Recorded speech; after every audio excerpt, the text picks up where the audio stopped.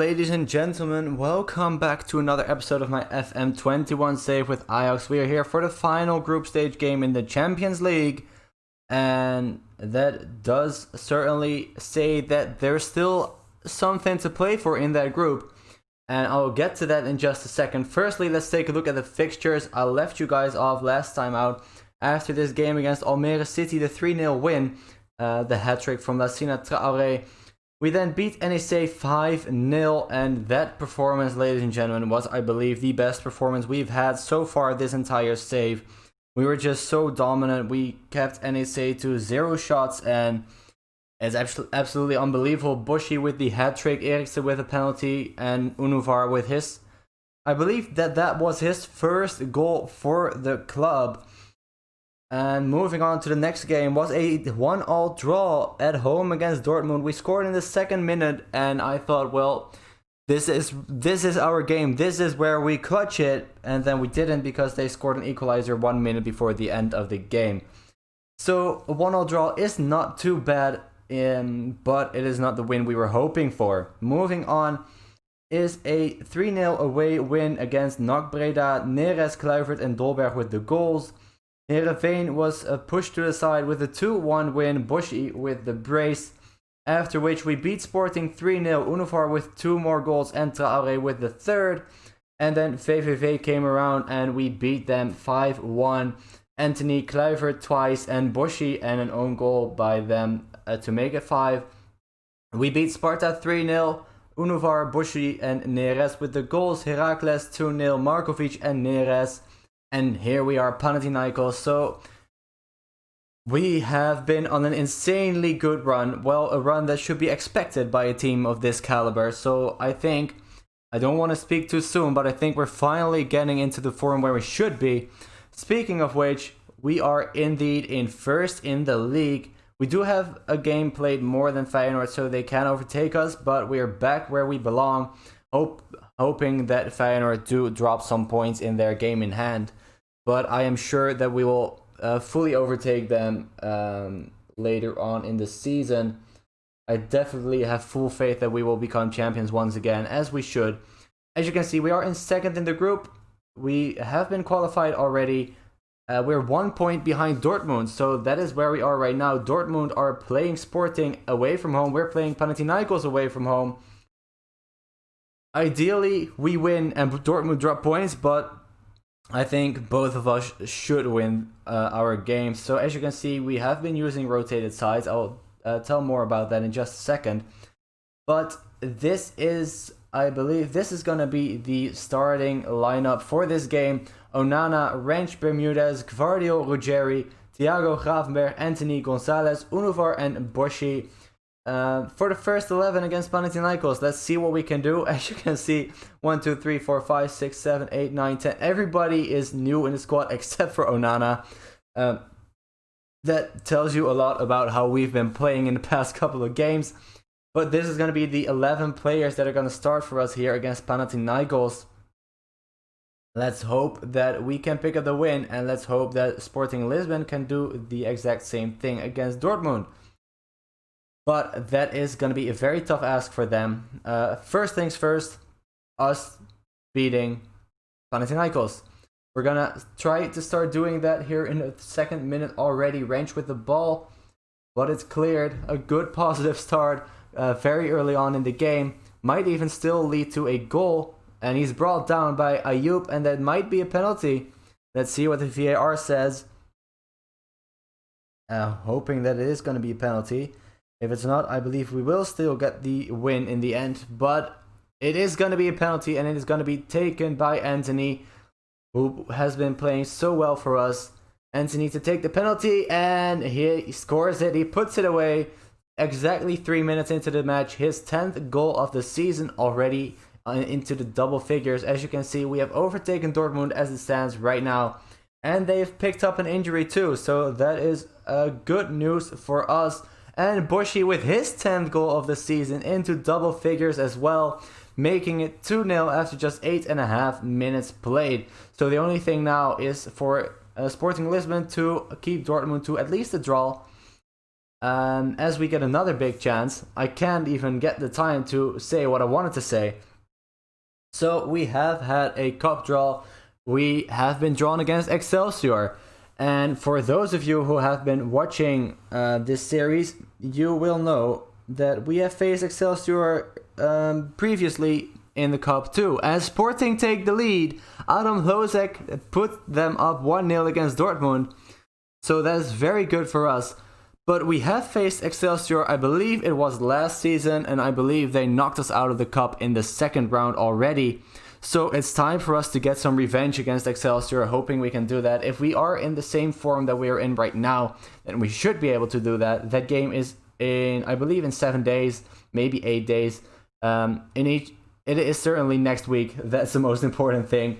But I'm hoping that we can beat them this time around. So there are a couple of things that I want to talk about. Firstly, once again, we've had the news article saying that we have developed the most players playing in the Eredivisie right now with 85, and the number 2 was somewhere in the 20s or 30s. I'm not sure what it was, and Univar scores his 5th goal of the season, puts us up 3-0, and that should be the game done as Dortmund equalized against Sporting. But yeah, so first in Eredivisie development, and then 1 week later, we got a news article saying that we were top in the European development, so the amount of players playing in the European top leagues, with 115 players.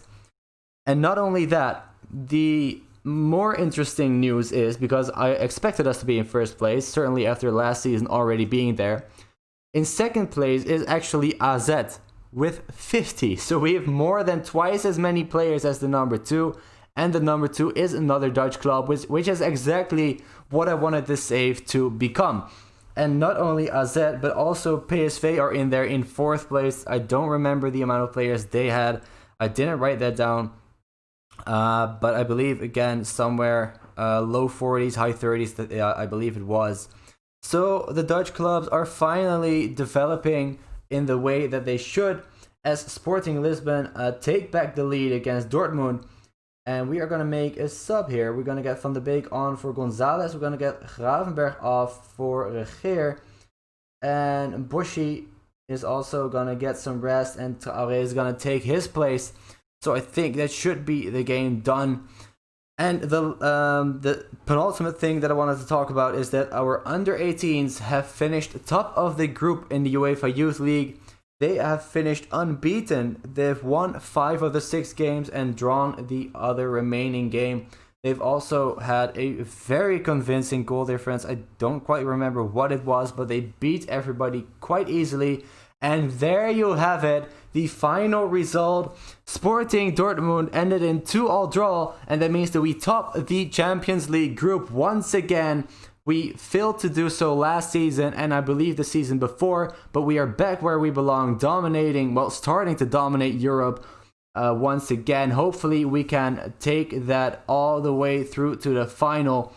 But first, of course, the round that we struggle in most, which is the first knockout round. So that is going to be an interesting thing to watch out for. But first, of course, we're going to move on to the next game in the episode against FC Utrecht, who are in 9th at the moment. So we should be able to beat them quite easily. At least, I hope so. So I will see you guys for that game in just a second. And it's time for the game against Utrecht. It is always a bogey team in real life. Hopefully that won't be the case in this series or this game specifically. So this is going to be the team a little bit differently than last match. So Onana, Rensch, Bermudez, Kvadio, Ruggieri pretty much the same. Thiago and Regeer instead of Gravenberg. Anthony, Gonzalez, Univar, and then Traoré instead of Boshi. So let's get straight into it. And hopefully we'll pick up 3 points. There it is, Regeer and Traoré instead of Gravenberg and Boshi. So 2 changes made compared to the game against Panathinaikos. How did I forget the team already? I literally played them about 4 minutes ago. So let's get into the game and I can finish my story that I wanted to talk to you about. So firstly, as we get to kickoff, as I've shown you, we're rotating the side a lot, I would say. I won't even call it a little bit anymore because we're rotating a lot, especially in the league.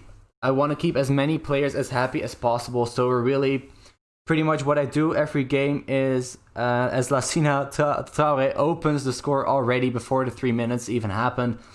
As you can see in the pre-match lineup screen, I have the playing time happiness column in there as we almost get a second. And anybody who is not it was not in the green, I start in that game. So for instance, I didn't do that now, but for instance, when we're playing a team and I see that Van de Beek and Mazraoui and Dolberg are unhappy or just content, I believe content is already yellow, I start them in the match and hoping when I do that a couple of more times that they will become happy, or I don't know, the first thing that becomes green anyway. So that is pretty much the way that I rotate my squad in this season. I've done it the entire season. For some reason the players are still not fully happy. Not all of them are happy. I don't really know how, but I'm still trying my best to give as many players game time. And also, what I've said in the beginning of the season is that as Denzel makes a horrible tackle, that I promoted Jurigir and Unuvar. Both of them have been playing incredibly well. Unuvar, as you saw in the previous game, this episode, scored his 5th goal already. Jurigir hasn't scored that much as Traore scores his 18th. But Jurigir hasn't scored that much, but of course he's a defensive midfielder. But both of them have been playing really well. And also the rotation makes me see other players as Traore scores his 19th. Makes me see players that we haven't really used that much. Players like David Neres, players like Kluivert, who are players that I brought into the club. Well, Neres was already at the club, of course, as Traore makes his 20th. What is going on in this match? But players like Kluivert that I brought into the club to make an impact, and of course for the nostalgia too. And they just didn't hack it for some reason. But now this season, everybody just seems to be performing really well. Maybe it is the tactic that is just clicking between everybody, but everybody is just playing so well. And the player that I really wanted to put out there was Nachi Unuvar, who was one of the youth players who got mentioned in the comments too, is just not developing enough because he does have loads of potential.